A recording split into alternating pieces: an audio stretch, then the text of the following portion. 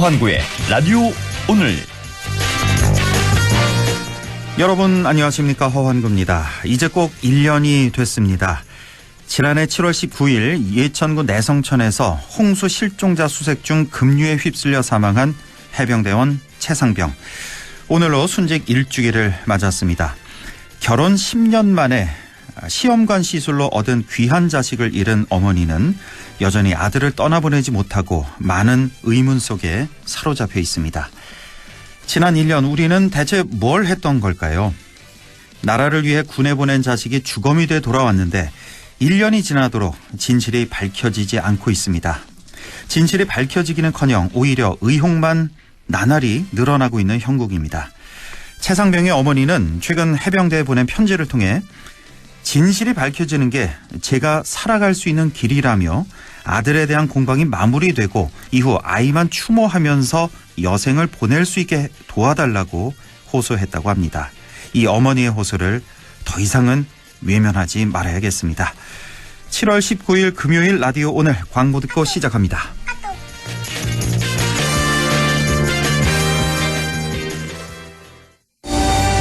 이 음악을 듣고 하던 일을 잠시라도 멈췄다면, 이 소리를 듣고 잠시라도 설레었다면 당신의 리니지 M은 아직 끝나지 않았다는 이야기입니다. 새롭게 쓰일 당신의 이야기. 신서버 말하는 섬 오픈. 리니지 M 12세 이용가. 나에게 꼭 맞는 생유산균 락토핏. 아기에게 락토핏. 아이들도 락토핏. 우리 가족 락토핏. 맞춤형 생유산균. 내 몸에 필 락토핏. 종근당 건강기능식품입니다. 당신은 아마 아직 모를 거야. 상기렌트 숨은 강자. 아마 믿지 못할 거야. 합리적인 이 가격을.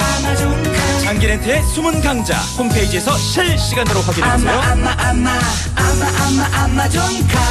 부장님, 실장님, 국장님. 이사님, 일은 오래 했지만 연금 관리는 왕초보. 퇴직금 목돈 어떡하지? 퇴직연금 IRP. 믿을 곳은 미래에셋증권. 퇴직금 키우기, 절세, 인출, 연금 포트폴리오까지. 연금은 미래다. 미래에셋증권. 원금 손실 유의 및 투자 전 설명 청취. 네, 라디오 오늘 금요일 순서입니다. 1부 최진봉의 시사 포커스 잠시 후에 만나보고요. 2부 이슈 오늘에서는 본격적인 휴가철 앞두고 예천군 소식 알아봅니다. 예천군 임창현 공원 녹지 팀장 연결해 보겠습니다. 이어서 천용길의 정치 TMI 함께하겠습니다. 라디오 오늘 유튜브로도 다시 들으실 수 있습니다. 많은 애청 바랍니다.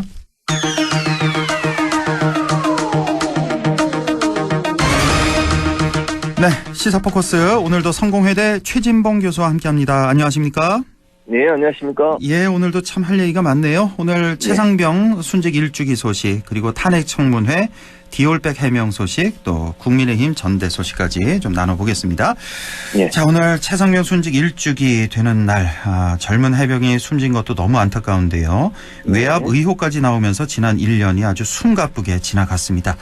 자, 우리 최진봉 교수님께서 최상병 순직 1주기 그 지난 소회 좀 간단히 좀 어떤 말씀 주시겠습니까? 오늘 그렇지 않아도 이제 그 광화문에 추모할 수 있는 공간이 마련이 됐거든요. 제가 다녀왔는데 너무 가슴이 아프고요. 저도 해병대 출신이고 해포항 1사단에서 근무를 했거든요.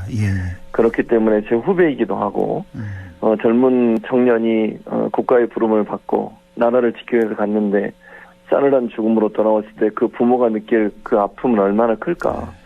그것도 가슴이 아픈데 이 진실을 밝히는 일에 여러 가지 지금 그 방해하는 듯한 여러 모습들이 보이고 있지 않습니까? 그리고 책임 있는 사람이라고 지금 지목되는 임성근 전 사단장 같은 경우에는 책임 없다고. 또 경찰도 임성근 사단장을 혐의 없음으로 처리해주는 이런 모습들을 보면서 과연 이 나라의 정의는 살아있는가? 그리고 앞으로 뭐 지금 현재 군 생활을 하고 있는 자녀나 동생을 두고 있는 가족들뿐만 아니라 앞으로 또 아이를 군에 보내야 될 부모들이나 가족들 입장에서 얼마나 이게 걱정되고 화가 나는 문제일까라는 생각이 들어서 지금이라도 진실이 밝혀지고 이를 위해서는 반드시 특검을 도입해서 특검에서 명명백백하게 밝히는 그런 자세가 필요하지 않을까 이런 생각이 듭니다. 예, 오늘 광화문 그 현장도 다녀오셨다고 했는데 혹시 그 최상병 부모님 만나 보셨나요? 부모님은 뵙지는 못했어요. 뵙지 못했고. 그리고 해병 전우들만 있어서 해병 전우들 보고 이제 본격적으로 오늘 이제 아마 제가 알기로 7시인가 7시 반쯤에 집회가 있거든요. 거기서. 그래서 아마 이제 오시는 분들 추모하고 집회하고 이렇게 아마 일주기를 기념하는 그런 행사가 진행될 것으로 예상이 됩니다. 자, 돌이켜보면 박정훈 수사단장이 처음 임성근 당시 해병대 1사단장을 포함한 8명에게 업무상 과실치사 혐의가 있다면서 사건을 경찰에 이첩하겠다고 보고를 했는데 그냥 이대로 순리대로 됐으면 법대로 됐으면 아무 문제가 없었습니다. 맞습니다. 그러니까 뭐 이첩하고 뭐 검찰, 경찰이 수사하고 책임자 처벌받고 진상 규명하고 이렇게 되면 이제 어머니도 뭐 아들을 정말 이제 보낼 수 있는 그런 상황이 됐을 텐데 지금 그런 상황 아니란 말이에요. 맞습니다. 자, 지금 계속 하루가 멀다 하고 사건이 지금 뭐 속보가 나오고 있는데 어제는 그 논란의 800-7070 이 번호. 이 번호 이제 통신 기록이 공개가 됐는데 뭐 당시에 조태용 안보실장, 주진우 법률비서관, 이종석 국방장관, 뭐 원희룡 비서관 등등해서 통화 기록이 나왔는데 이게 좀 의미가 있습니까? 어제 나온 이 기록이. 저는 의미가 있다고 생각합니다. 사실은 이게 수석 안보 회의가 수석 보좌관 회의가 있었거든요. 근데 그 보좌관 회의가 정확히 몇 시에 이루어졌는지는 공개가 안 됐었는데. 뭐 10시냐 11시냐 뭐 얘기가 있었는데. 그랬었죠. 근데 이제 전화 내용으로만 보면 이 전화 통화가 이루어지기 전에 보좌관 회의가 이루어지지 않았을까 하는 생각이 들어요. 왜냐하면 그 전화가 여러 번 됐고 아니면 만약의 경우에요. 이런 생각이 듭니다. 그 번호가 어느 부서에서 전화가 발신했냐에 따라서 수석실이나 아니면 대통령이 만약 회의를 하고 있었다면 또 다른 어떤 부서에서 하지 않았을까? 회의 중에 대통령이 수석 보좌관 회의 중에 만약 이렇게 통화 기록이 남았더라면 대통령 말고 다른 사람이 압력을 행사했을 수 있다. 이제 그런 의혹까지 나오는 겁니다. 물론 사실관계는 우리가 이제 다 추측의 영역이고 왜냐하면 수사가 이루어지지 않았기 때문에요. 그러나 그런 얘기까지 나올 수 있는 정황이라고 생각이 들고요. 오늘 이제 그 청문회에서 주진우 전 비서관이 지금 국회의원이 됐습니다. 법사위에 지금 들어가 있어요. 그래서 이 야당 의원들이 주진우 의원한테 물어봤어요. 아니 당신은 그 당시에 전화를 한 번 통화했던 당사자니까 그 청문위원으로 들어와 있는 게 적합하지 않다라고 얘기를 했더니 나는 한 번밖에 통화를 안 했고 다른 사람들은 여러 번 했지 않냐. 그 사람들한테 물어봐라. 나는 잘 모르겠다. 이렇게 또 넘어갔어요. 그래서 이런 여러 가지 정황으로 봤을 때 뭔가 명확하게 누군가가 통화했다고 하는 걸 밝혀졌을 때 올 수 있는 여러 가지 후폭풍이 있지 않나 하는 의혹이 생기는 겁니다.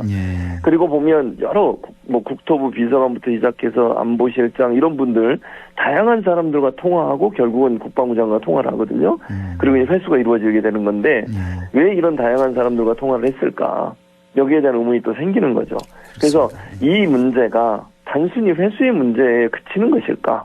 아니면 지금 이제 뭐 그 소위 단톡방이라고 멋잼 해병인가요? 그 단톡방 안에 나오는 여러 이 구성원들을 보면 다양한 분야에 있는 사람들, 경찰도 있고 예컨대 검사 출신의 변호사도 있고 이런 상황이기 때문에 이게 혹시나 다른 일과도 연관돼 있지 않았을까 하는 생각도 든다는 거예요. 다른 일? 이제 뭐 예를 들면 주가와 관련된 3부 토건 주가 조작. 그 문제도 왜 국토부도 비서관이 전화를 받았다고 하니 이제 여러 가지 생각들이 좀 들어서 이게 물론 다 이건 아까도 말씀드린 추측의 영역입니다. 우리가 알 수 없는 일이지만 이렇게 다양한 사람들과 통화가 이루어지고 그 전화를 대체 누가 사용했느냐. 왜냐하면 이게 터지고 나서 바로 전화를 해제해버렸어요. 그게 또 이상하죠. 바로 해제하고 또 다시 살리고 새로 또 개설했어요. 그래서 이제 어떤 의혹이 드냐면 이 전화가 제가 알기로는 KT로 알고 있거든요. KT 맞습니다. KT에 문의를 했다는 거예요. 전화 기록을 볼 수 있냐 그랬더니 해지하고 나서 해당 사항이 없다. 이렇게 연락이 왔다는 보도가 있거든요. 그러면 이제 만약에 해지하면 다 전화번호가 사라지는 작업이라면 그러면 이거는 문제가 또 있는 거 아니겠어요? 일부러 그러면 전화 기록을 없애기 위해서 해지를 한 게 아니냐 이런 비판을 받을 수 있는 거잖아요. 참 이 보면은 그러니까 우리가 국민들이 관심 있는 분들 다 심증은 갑니다. 아하 예, 예. 누가 이걸 사용했겠구나. 심증 가는데 지금 뭐 확실한 물증이 없기 때문에 방송을 통해서 예. 확실히 말씀을 예. 지금 못 드리고 있는 건데 일단 지금 이 문제 핵심이 일단 최해병 이 진상조사에서 지금 삼부토건 주가 조작 의혹 이게 아주 좀 핵심이 되겠고 왜냐면 이제 그렇죠. 지난주에 우리가 계속 말했지 않습니까? 이 시기 이후에 뭐 5월 그때 이후에 주가가 삼부토건이 5배 이상 확 뛰어버리는 그 주인공이 또 이종호 전 대표 주가 조작의 그렇죠. 선수고 이 의혹의 가장 큰 의혹 이거 하나가 있고 또 하나가 이제 김건희 여사가 이 사건에 개입된 거냐 이렇게 큰 두 가지 축으로 이제 의혹이 있는 건데 이거는 좀 참 어떤 식으로 사건이 전개될지 지금 상상도 하지 못할 정도로 지금 상당히 큰 문제인 것 같습니다. 저는 이종호라는 인물에 이제 집중이 될 거고요. 예. 이 이종호라는 사람 왜냐면 지금 김기현 공익제보자가 이미 최수근 해병의 안타까운 순직 사건이 벌어지기 이전에 이미 그 단톡방에 들어가 있었어요. 그렇습니다. 그때 여러 가지가 얘기가 있었다는 거죠. 예. 거기에 보면 경찰 로비 이 얘기도 나오잖아요. 경무관. 그런 얘기가 나오고 경찰 하나 정도는 우리 속에 있어야 된다. 그러니까 이 사람 데리고 가야 된다. 이런 뉘앙스의 또 녹취록도 있고요. 그렇습니다. 그 다음에 VIP라고 하는 것은 김건희 여사라고 얘기를 했고요. 물론 허풍이라고 본인은 얘기했지만. 그런 여러 정황으로 보면 이게 단순히 이종호라는 인물이 하는 역할이 임성근 전 사단장에 대한 구명, 물론 그것도 의혹입니다. 그런 의혹에 멈출 것이냐. 그게 아니라고 보여진다는 거죠. 그렇습니다. 좀 더 많은 일에 개입됐을 가능성이 있어서 제가 볼 때는 이게 문자가 공개가 되면 될수록 다른 이 문제까지 함께 드러날 수 있다. 그러니까요. 그게 이제 삼부토건이 하나의 또 계기가 될 수 있다. 이런 생각이 든다는 거죠. 그러니까 지금 하루가 멀다 하고 자꾸 의혹이 나오기 때문에 예. 결국은 어떤 사건이 또 새롭게 나올지 정말 우리가 정말 모를 정도로 겁날 정도로 이렇게 자꾸 나와서 참 그런 상황이고 어쨌든 오늘 참 뉴스가 많았는데 오늘 오전에 이제 법사위에서 이제 윤석열 대통령 탄핵 청원 청문회가 이제 열렸는데 지금도 이제 열리고 있는데 자 지난번 청문회에서 이제 이종섭 전 국방장관이 증인 선서를 안 했는데 오늘 또 했고 임성근 사단장이 오전에 안 했는데 유일하게 이제 증인 선서를 안 했는데 오후에 이제 했습니다. 같이 김기현 변호사와 함께 자. 오늘 나왔던 얘기 중에 하나가 임성근 사단장이 그 공수처에 제출한 휴대전화 있잖아요. 임성근 폰. 이거를 이제 공개할 지금 비번을 걸어놨는데 공개 의향이 있냐고 물어봤더니 의향이 있다. 그럼 공개해라. 그러니까 기억이 나지 않는다. 그래서 또 국민들 공분을 샀는데 처음에 저도 이제 이걸 생방송을 보면서 아니 자기 휴대전화 비번 모르는 사람이 세상에 어디 있습니까? 매번 이제 들어가는데 이게 국민을 우롱하는 거 아니에요. 저는 처음에 그런 생각을 했는데 나중에 또 곰곰이 생각하니까 어쩌면 정말로 그럴 수도 있다. 그러니까 공수처 제출할 때 무조건 자기도 기억 못할 번호로 막 20 몇 가지 걸어놓고 나 이제 기억 못하는 번호로 제출을 해버리고 이랬을 수도 있다. 뭐 이런 생각도 좀 드네요. 네, 맞는 말씀이에요. 그래서 저는 그게 사실일 수도 있다. 그러니까 상식적으로 보면 이해가 안 되는 답변이잖아요. 비밀번호를 모른다는 게. 근데 지금 이제 앵커가 말씀하신 것처럼 만약의 경우에 공수처에 제출하기 전에 이걸 공개를 못하게 만들기 위해서 자기도 기억 못한 아주 어렵고 복잡한 그런 숫자나 아니면 어떤 기호 같은 걸로 비밀번호를 만들었을 가능성은 충분히 있다고 저는 자기가 생각해요. 알고 있으면 언젠가 이거를 공개할 수도 있으니까 되잖아요. 그걸 아예 맞아요. 사전에 차단하기 위해서. 그럴 수 있죠. 충분히 그럴 수 있습니다. 그러니까 그 말이 진실일 수 있다는 거죠. 근데 그게 더 나쁜 거죠. 그 말은 이 휴대폰을 내면서 이걸 공개 안 하겠다는 의도로 낸 거잖아요. 그러면 그게 더 나쁜 행동이죠. 사실은 그렇게 했다고 하면 만약에. 그나저나 오늘 전현희 의원이 뭐 얼굴하고 허리 좀 다쳤다고 하는데 맞아요. 상당히 좀 몸싸움이 좀 있었나 보네요. 왜냐면 화면을 보신 분들은 기억하시겠지만 법사위원회 회의장 밖에 복도에 국민의힘 의원들과 국민의힘 관계자들이 농성을 했어요. 거기서 가지고. 그리고 이제 정청래 의원이 이제 위원장인데 회의장으로 들어가는 것도 그 법사위 회의장 옆에 의원들이 쉴 수 있는 공간이 있거든요. 거기서 아마 민주당 의원들이 회의를 하고 있었던 것 같아요. 회의 시작하기 전에. 그리고 이제 나오면서 이 사람들이 밖에서 계속 농성하면서 못 가게 막고 있었거든요. 전현희 의원 제가 전화를 해서 물어봤어요. 그랬더니 전현희 의원이 가장 앞장을 섰대요. 왜냐하면 본인 여성 의원이니까 설마 남성 의원들이 여성 의원이 앞장서면 기분 터지겠지. 예. 물리력을 행사하지 않고 예. 이렇게 생각하니까 본인이 앞장서고 뒤에 이제 정청래 의원이나 다른 법사위원들이 따라왔다는 거예요. 예. 그런데 본인이 나가자마자 그걸 이제 못 가게 물리력을 행사하고 뭐 때린 건지 아니면 뭐 우연히 맞은 건지 모르겠습니다만 예.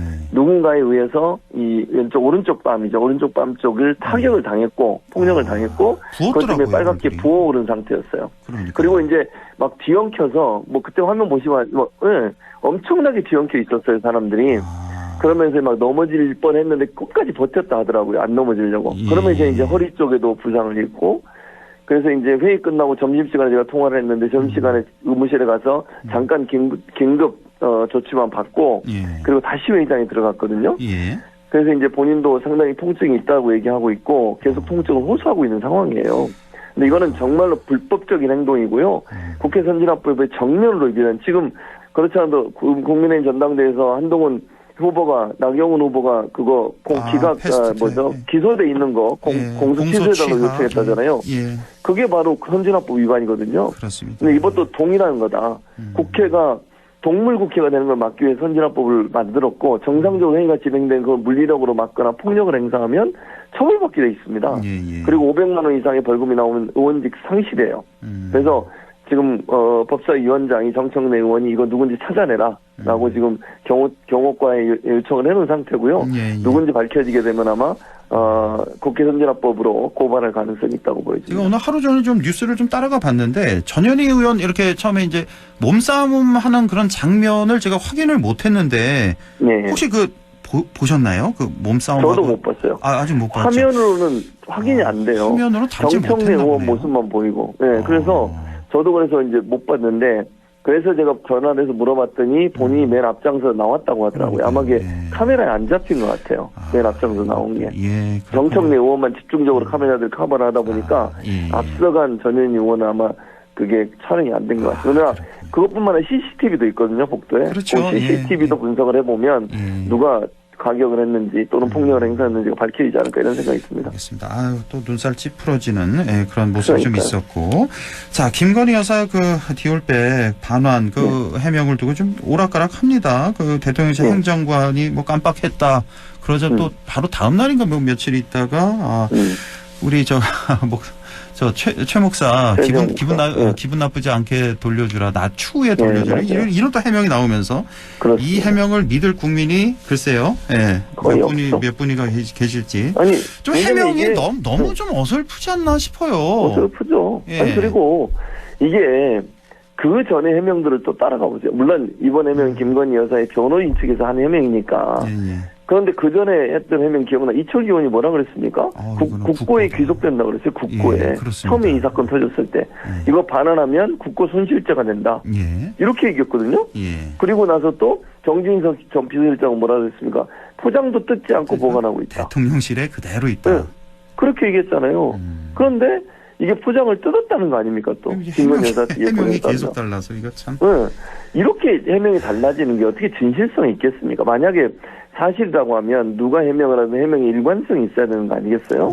그런데 이렇게 상황에 따라서 해명이 달라지고 1년 거의 다 되는 기간 동안 이걸 보관하고 있는 것도 말이 안 되고요. 그건 제가 볼 때는 지금의 김건희 여사 측 변호인의 해명이 믿기가 어려운 해명이라고 하는 반증이다. 이렇게 말씀드릴 수 있을 것 같습니다. 너무너무 속상합니다. 자, 처음에 이제 원한 대결에서 이제는 나한 대결로 완전히 굳어지는 모습입니다.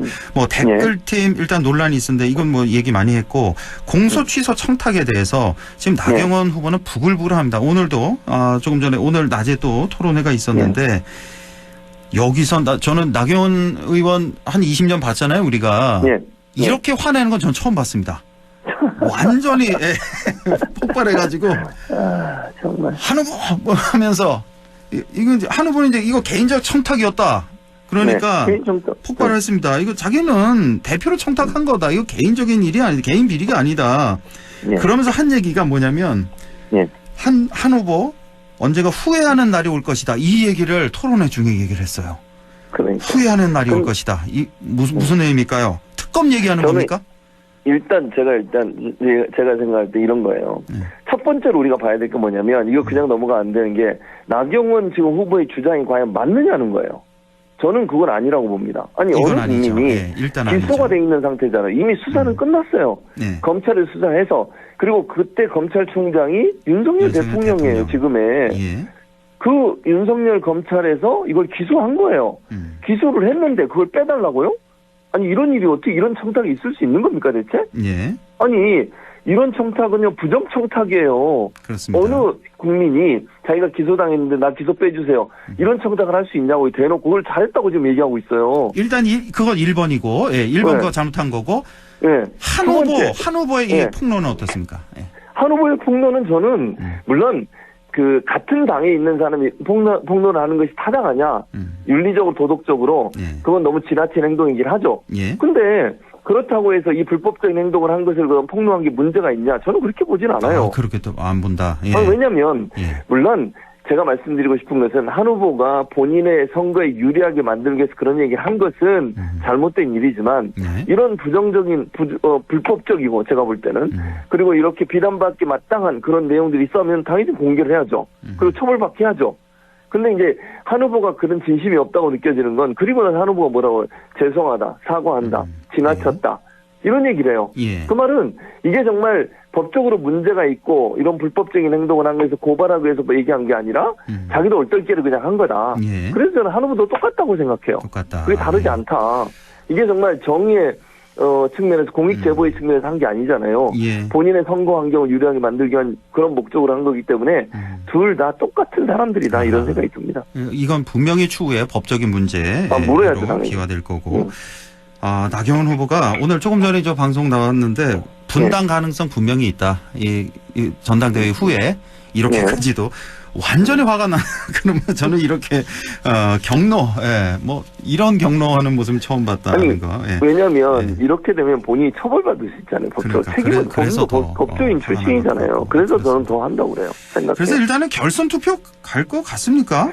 그럴 가능성이 높아지고 있다고 봐요 저는. 그러니까 나경원 대 일차에서, 한동훈으로 그렇죠? 그렇게 될 수도 있고요. 예. 또 모르겠어요. 그러니까 전략적 판단을 할 것 같아요. 대통령실도 그렇고 그다음에 소위 친윤이라고 하는 그룹들도 누구로 가는 게 승산이 있을까를 볼 것 같아요. 그러면 1차 투표에서 누가 2등을 하냐가 대단히 중요해요. 그렇죠. 예. 그래서 1차 투표에서 50%를 못 넘으면 그게 원희룡이든 나경원이든 두 후보 중에 누가 2등을 하냐에 따라서 그 사람을 밀어줄 가능성이 있죠. 그렇죠. 예. 알겠습니다. 예. 자, 오늘 여기까지 하죠. 성공회대 최진봉 교수와 함께 했습니다. 고맙습니다. 예, 감사합니다. 네, 라디오 오늘 2부에서 뵙겠습니다.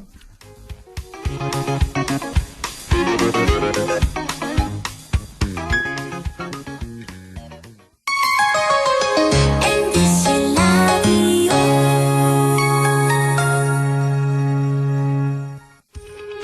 오늘도 안전하게 음주운전 예방수칙 알려드립니다.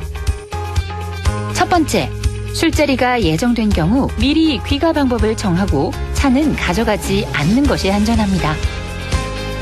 두 번째, 음주 후 자전거나 전동 킥보드를 이용하는 것도 음주운전 처벌 대상에 포함됩니다.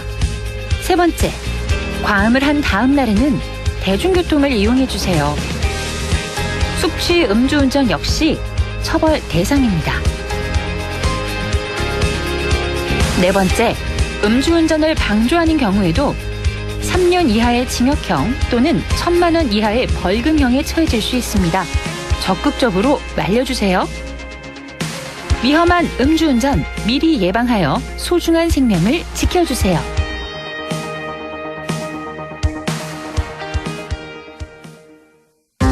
대한민국 인구의 5%, 이주 배경을 지닌 250만 명 이상이 함께 살고 있는 우리. 그 속에 우리 친구들이 있습니다. 승원이와 농구 대결을 좋아하는 모이브. 모이브요? 농구 진짜 잘하죠. 근데 전 못 넘어요. 뭐래? 내 집에 수신 잘 쏴. 하늘이와 떡볶이를 먹으며 수다를 즐기는 카리나. 얘요? 얘 명구 진짜 잘 먹어요. 진짜 안 맵냐? 전혀. 민승이와 편의점 가는 걸 좋아하는 윤수도. 윤수 다른 점이요? 뭐 있냐? 글쎄? 우리에게 중요한 건 우리 모두 친구라는 사실. 우리는 모두 우리입니다. 공익광고 협의회.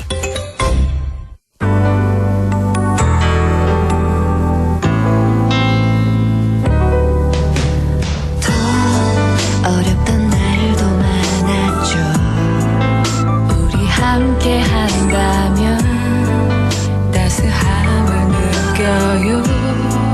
사랑이 있어요. 소중한 꿈을 이뤄봐요. 우리 함께 여기 있으니 감동과 사랑 있는 MBC 라디오 문화방송 100.1 MBC 라디오. 네, 6시 30분 35초 지나고 있네요. 이슈 오늘 시작합니다. 도깨비 폭우로 인해 언제 어디서 비가 내릴지 알 수 없는 상황인데요. 이러다가 또 언제 그랬냐는 듯 금세 뜨거워질 것 같습니다. 이제 다음 주부터는 본격적인 휴가철이 시작될 텐데요. 우리 가볼 만한 곳 알아봅니다. 오늘 예천군인데요. 예천군 산림녹지과 임창현 공원녹지팀장을 연결해 보겠습니다. 임창현 팀장님 안녕하십니까? 예, 안녕하세요. 반갑습니다. 예, 자연과 반갑습니다. 어우러진 아름다운 도시를 가꿔가는 예천군 산림녹지과 공원녹지팀장 임창현입니다. 이렇게 초대해 주셔서 감사합니다. 네, 감사합니다. 수고 많으시고요. 네. 자, 임창현 팀장님, 여름철에 딱 어울리는 행사가 내일 예천에서 열린다고 들었는데요. 어떤 행사입니까? 네, 다들 싸이 흠뻑쇼 들어보셨죠? 예, 예. 예천에는 2024 예천 버블론 행사가 열립니다. 내일 토요일 9시부터 12시까지 경북도청 신도시 내 패밀리파크 물놀이장에서 진행됩니다. 아, 내일, 바로 내일이네요. 오전 네네. 9시부터 12시까지 경북도청 신도시 내 패밀리파크 물놀이장에서 버블런 행사가 열리는데, 버블런이에요. 이게 우리말로 옮기자면 거품 달리기 이 정도 해석이 될 텐데, 조금 더 설명해 주신다면요. 네, 버블런은 거품 속에서 달리는 단거리 마라톤 경기입니다. 네. 하와이 등 미국 전역에서 큰 인기를 끌고 있는 이색 러닝 이벤트죠. 네. 기록이나 경쟁이 아니라 거대한 거품들 속에서 신나게 달리는 재미로 참가자들이 즐길 수 있는 행사입니다. 예천군에는 2022년 7월에 전국 최초로 버블런 행사를 개최하였고 각지에서 많은 참가자들이 모여 큰 관심을 받았습니다. 예, 거품 속에서 달리는 단거리 마라톤 경기다. 아, 사실 이 행사가 작년에도 준비를 하셨잖아요. 근데 아쉽게 네. 이제 집중호우로 취소가 됐는데, 네. 지난해 참가하지 못한 아쉬움을 담아서 올해는 더 힘차게, 더 신나게 좀 달려볼 수 있을 것 같은데요? 네, 물론입니다. 원래는 비가 오더라도 행사를 진행할 예정입니다. 예. 거품을 뚫고 1km를 달리고 물총 싸움, 보물찾기와 같은 흥미로운 프로그램이 가득합니다. 또 치어리더와 함께하는 준비운동, 풍선아트, DJ 공연도 있을 예정이오니 남녀노소 모두가 재미있는 시간이 될 것 같습니다. 또 안전을 위해 곳곳에 구조요원과 구급차량을 배치했으니 안심하고 즐기기만 하시면 될 것 같습니다. 아, 그렇군요. 거품을 헤치면서 달리고 또 물총 싸움도 하고, 그러니까 몸이 좀 흠뻑 젖을 거를 좀 각오하고 오셔야 되겠군요. 내일 네, 가실 그렇습니다. 때는. 갈아입을 네. 여벌 옷도 좀 준비해서 오시면 좋을 것 같고요. 네. 네. 자, 특히 거대한 비눗방울 속에서 달리는 모습이 아주 상상만 해도 즐거운데, 참가하려면 어떻게 해야 되나요? 바로 행사가 내일이기 때문에 혹시 사전에 접수를 해야 되는 건지 어떻습니까? 안타깝게도 어제까지 온라인으로 1000명을 사전 모집했고 방금 전까지 현장 접수를 했는데요. 총 1200명의 참가자 신청이 마감되었습니다. 아, 마감됐어요, 신청이? 네, 그렇습니다. 예. 그렇지만 내년에는 올해보다 더 업그레이드된 버블런 행사가 있을 예정이니 2025년 행사에도 꼭 신청해 주시기 바랍니다. 참고로 나이와 지역에 상관없이 누구나 참여할 수 있고 참가비는 무료입니다. 아, 그렇군요. 신청 마감됐다. 혹시 접수 못한 사람 입장 자체를 안 됩니까? 입장 자체가? 내일? 내일은 일단 현장 접수가 마감이 돼서 안 될 것 같고요. 밑에 이제 물놀이장이나 이런 부분들이 있기 때문에 거기서 좀 재밌게 노시면 될 것 같습니다. 알겠습니다. 예. 신청 못하신 분들은 이제 내년을 기약하시고. 그 일대가 좀 놀 데가 많잖아요. 그렇죠? 예, 물놀이 파크가. 네, 그렇습니다. 예, 패밀리 파크가. 자, 이 여름 방학을 시작한 아이들, 특히 거품 속에서 아주 매우 신나는 그런 하루를 보낼 것 같네요. 자, 버블런 행사가 열리는 그 패밀리 파크에 대해서도 좀 알아보겠습니다. 이곳은 어떤 매력이 있는 곳입니까? 저희 패밀리파크는 경북 도청 신도시내 경북도서관 맞은편에 있고, 부지는 한 7만 제곱미터 정도로 축구장 30개 정도 크기입니다. 예. 네, 물놀이장뿐만 아니라 그 풋살장, 농구장, 파크골프장 등 체육시설도 마련되어 있습니다. 특히 7월 1일 오픈한 캠핑장은 큰 인기를 끌고 있습니다. 그 신도시 안에 있어 접근성이 뛰어나고 도심 속에서 자연을 느낄 수 있는 곳이기도 합니다. 글램핑 3동과 캠핑 사이트 17개소, 그 바베큐 파고라 8동 등과 함께 다양한 편의시설도 갖추고 있습니다. 아, 그렇군요. 저도 이 오픈하기 전에 이 일대를 쭉 둘러봤거든요. 봤는데 네. 캠핑장을 참 예쁘게 잘 꾸며놨더라고요. 보니까 네, 이쪽이 그렇습니다. 상당히 인기가 많다는데 이 캠핑 예약하고 이용 방법 좀 설명해 주시죠. 네. 그 인터넷으로 예천 패밀리파크를 검색하시면 홈페이지를 통해 예약하실 수 있습니다. 네. 7월, 8월은 예약 지금이 진행 중이고요. 9월 예약은 8월 1일부터 가능합니다. 예. 성수기 기준 글램핑은 15만 원, 캠핑장은 4만 원, 바베큐 파고라는 만 원입니다. 예. 그리고 예천과 안동 주민들에게는 우선 예약과 할인 혜택도 드리고 있습니다. 아, 또 예천 안동 주민들은 또 할인 혜택도 있군요. 네, 우선 그렇습니다. 예약할 수 20%인가요, 할인이? 본 것 같은데. 지금 글램핑 같은 경우는 30%고요. 30%. 캠핑장 같은 경우는 5,000원 할인을 해주고 있습니다. 그렇군요. 예. 네. 저도 좀 이 방송 끝나고 좀 예약을 한번 해볼까 싶기도 한데, 근데 요즘에 이제 여름방학 시작도 했고 또 휴가철이 되다 보니까 자리가 없을 것 같은데요. 어떻습니까? 예. 제가 자리를 하나 빼드리고 싶지만 인터넷 얘기라 저도 어쩔 수가 없습니다. 죄송합니다. 공정하게 해야 됩니다. 이런 거. 네, 그렇습니다. 지금 거의 마감이 되지 않았을까요? 7, 8월 그 예약이 캠핑? 거의 주말은 거의 마감이 그렇죠. 되었는 상태고요. 아마 예. 평일은 좀 남아 있는 걸로 알고 있습니다. 그렇군요. 예. 네. 자, 물놀이장은 어떻습니까? 물놀이장이 작년에 그야말로 아주 그 핫플레이스였다고 하던데 이 물놀이장도 좀 소개해 주시죠. 네. 오늘 개장한 패밀리파크 물놀이장은 2023년 시범 운영 때 하루 평균 1,000명 이상이 방문했었습니다. 전국 최대 규모의 어린이 물놀이장과 유아풀장, 성인풀장 등 다양한 시설이 되어 있고 가족 단위 방문객에게 안성맞춤입니다. 예. 동시 수용 인원도 1,200명이니까 8월 18일까지 언제든지 찾아주시면 여유롭게 즐길 수 있을 것 같습니다. 오늘 개장한 패밀리파크 물놀이장이 되겠습니다. 전국 최대 규모군요. 이 어린이 네, 물놀이장이. 어린이 물놀이장으로는 전국 최대입니다. 그렇군요. 혹시 이 물놀이 후에 샤워 시설도 있습니까? 네, 당연히 있습니다. 당연히 있고요. 예. 네. 아주 좋습니다. 그리고 이 도청 신도시 내 물놀이장 말고도 예천읍의 그 한천 물놀이장도 있잖아요. 네, 맞습니다. 예. 한천 물놀이장은 참 사연이 많은 곳인데요. 2022년 첫 개장 당시 한 30일 동안 한 4만여 명이 이용해 큰 인기를 끌었습니다. 예. 지난해에는 운영 준비를 모두 마치고 개장하기 전날 집중호우가 쏟아져 큰 피해로 사라질 뻔했습니다만 직원들과 많은 봉사자분들의 도움으로 복구를 하였고 내일부터 8월 18일까지 운영할 수 있게 되었습니다. 한천 물놀이장은 내일부터 개장이군요. 8월 네, 18일까지 이용할 수 있습니다. 올해는 작년엔 좀 이런 일이 있었죠. 비 피해 때문에. 올해는 아주 시원한 물놀이 즐길 수 있겠네요. 현장에서. 네, 그렇습니다. 물총 싸움, 슬라이더, 바람 바스켓 등 다양한 시설이 마련되어 있고 호흡 피해를 또 최소화하기 위해서 배수로 정비와 차수벽 설치도 완료하였습니다. 이용객 편의를 위해 그늘막이나 선셋도 많이 보강하였습니다. 예, 그렇군요. 그러면 예천군에는 물놀이장이 크게 2개가 있는 거군요. 예천읍 내에 하나 이제 한천 물놀이장이 있고 도청 신도시 내 패밀리파크 내 물놀이장 이렇게 있는데 자, 그 위치 말고 두 물놀이장 이용해 좀 참고할 점이 있을까요? 네.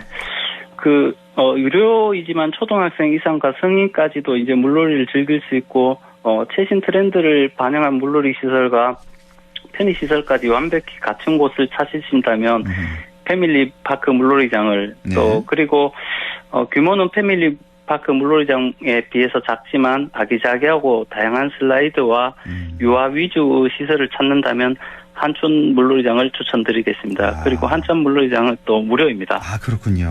예. 예천에 이렇게 다양한 여름 휴가 선택지가 있다니. 자, 어디 갈까 망설이는 분들에게 참 좋을 것 같고, 특히나 또 어린 아이가 있는 가정에 상당히 좋은 여름철 더위를 식힐 최적의 장소가 아닐까 싶네요. 자, 마지막으로 우리 청취자 여러분께 한 말씀 부탁드립니다. 예, 청취자 여러분, 시원한 물놀이장과 캠핑장, 다양한 관광지가 있는 예천에서 여러분을 기다리겠습니다. 일상이 풍요로운 곳, 이곳 예천에서 가족, 친구, 연인과 함께 좋은 추억 만드시길 바라며 많은 관심과 참여 부탁드립니다. 네, 올 여름 휴가는 예천으로. 네, 예천 소식 알아봤습니다. 지금까지 예천군 산림녹지과 임창현 공원녹지 팀장과 함께했습니다. 고맙습니다. 네, 감사합니다. 네, 천용길의 정치 TMI 바로 이어가겠습니다. 뉴스민 천용길 편집장입니다. 안녕하십니까? 네, 안녕하십니까? 네, 오늘 정치 TMI 주제는요? 네, 이 더불어민주당 경북도당 위원장 선거인데요. 이 민주당이 제1야당이고 국회 과반을 넘긴 정당이지만 이 경북에서는 상대적으로 좀 험지, 게다가 단체장도 없고 지역구 국회의원도 없는 약세 지역인데 이번에 경북도당 위원장 선거에 후보가 5명이나 출마를 했습니다. 그러니까요. 게다가 이 경북도당 위원장 선거에 새로운 제도까지 도입했기 때문에 여러 시사점이 있어서 이 주제 준비해봤습니다. 아, 그렇군요. 새로운 선거제도 이 얘기도 좀 나눠보고.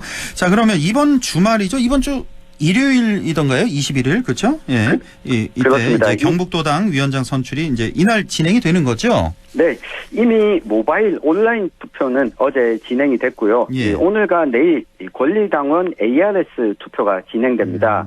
이 당대표 선거 일정, 유세 일정과 함께 진행되는데 이번 주 일요일 21일 오후 2시에 이 당대표 및 이 최고위원 후보자 합동연설회와 함께 이 도당위원장 후보들의 정견 발표를 온라인으로 생중계하고 이 대의원들의 투표가 일요일 오후 2시부터 3시 30분까지 선호 투표 방식으로 진행이 돼서 이걸 최종 모든 투표들을 합산해서 21일 도당위원장을 선출하게 됩니다. 아, 그렇군요. 자, 후보가 5명 나왔다고 말씀 주셨는데 어떤 분들이에요? 네, 기호 1번으로 영천 청도 지역위원장을 지냈던 이영수 후보가 출마를 했고요. 기호 2번은 이 경북도당 위원장 직무대행을 맡았던 이 김희한 전 경북도의원이 출마를 했습니다. 이 기호 3번은 현재 경산시의원을 맡고 있는 양재영 후보가 출마했고 기호 4번은 이 경북도당 기획조정국장을 지낸 영천 출신 이정훈 후보가 출마를 했습니다. 마지막으로 기호 5번은 이 경북도당 부위원장을 지낸 이 정용채 후보가 출마를 했는데 이 특히 5명 가운데 이 영천 지역을 기반으로 한 후보가 2명, 이 북부 지역 안동을 연고로 활동했던 후보가 2명 이렇게 출마를 했습니다. 아, 그렇습니까? 영천 대 안동 대결입니까? 네, 지금 뭐 구도가 그렇게 잡혀져 있습니다. 안동 기반으로 한 후보가 이제 김희한 후보, 뭐 많은 분들 아실 테고, 그다음 또 한 분이 정용채 후보입니까? 그렇습니다. 아, 이렇게 김희한, 정용채 두 분이 이제 안동을 기반으로 한 그런 후보자가 되겠습니다. 자, 민주당 경북도당 도당 위원장 선거 이렇게 올해처럼 이렇게 경쟁이 치열했던 적이 있었습니까? 처음입니다. 이번이 처음.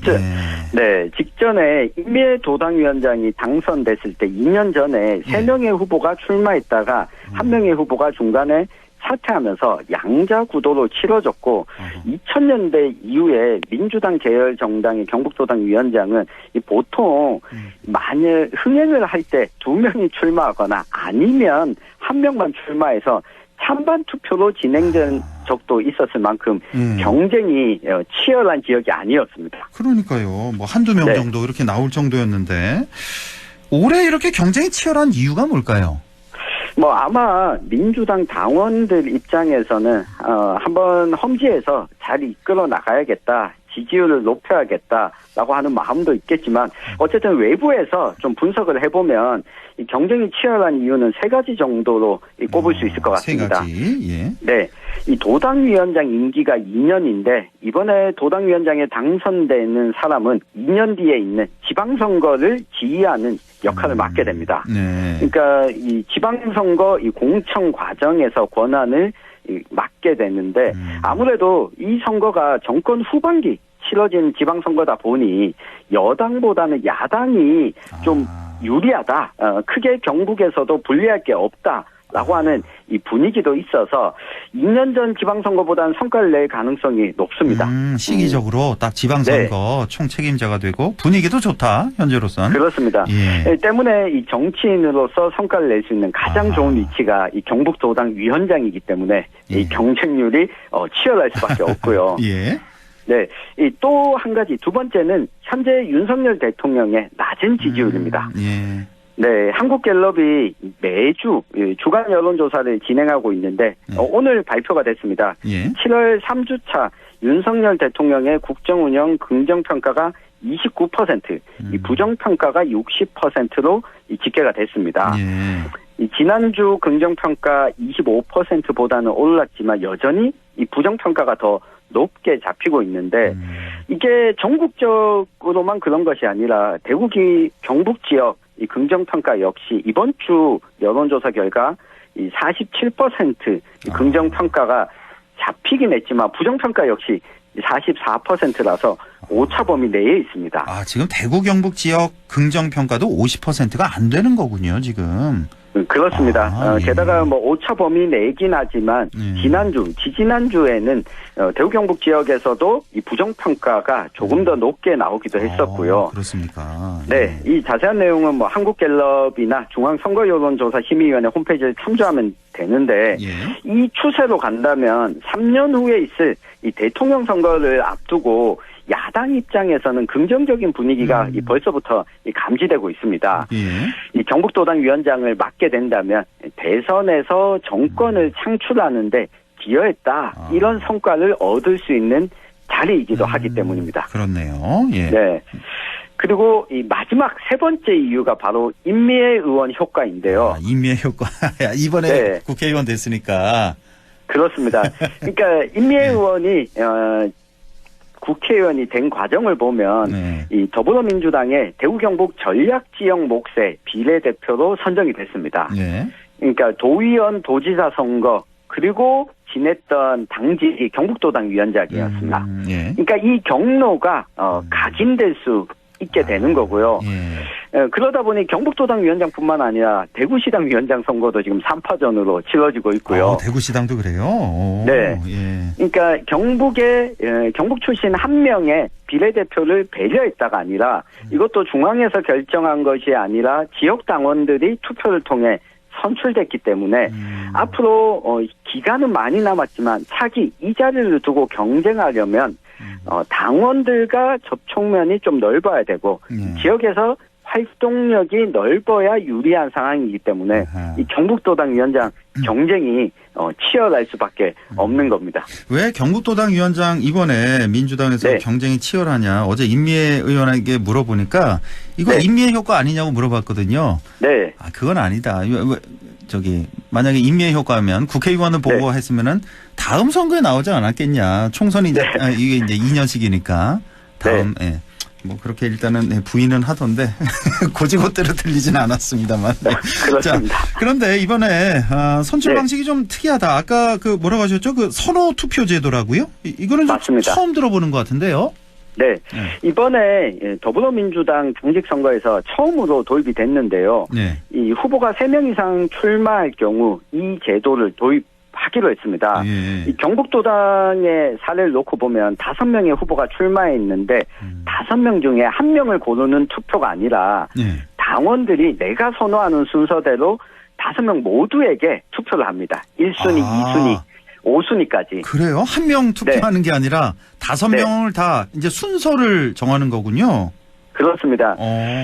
이렇게 투표하고 나면 투표 결과 1순위를 얻은 후보가 과반수를 넘은 사람이 나오게 되면 이 사람이 당선되지만 1순위를 얻은 후보가 과반수 이상 나오지 않으면 처음에 최하위 5위에 해당되는 후보를 탈락시키고 이 5위가 얻은 1순위 이 표 말고 2순위 표를 나머지 4명 후보에게 나눠줍니다. 아, 2번 순위표를? 네. 나머지에게 나눠준다? 네.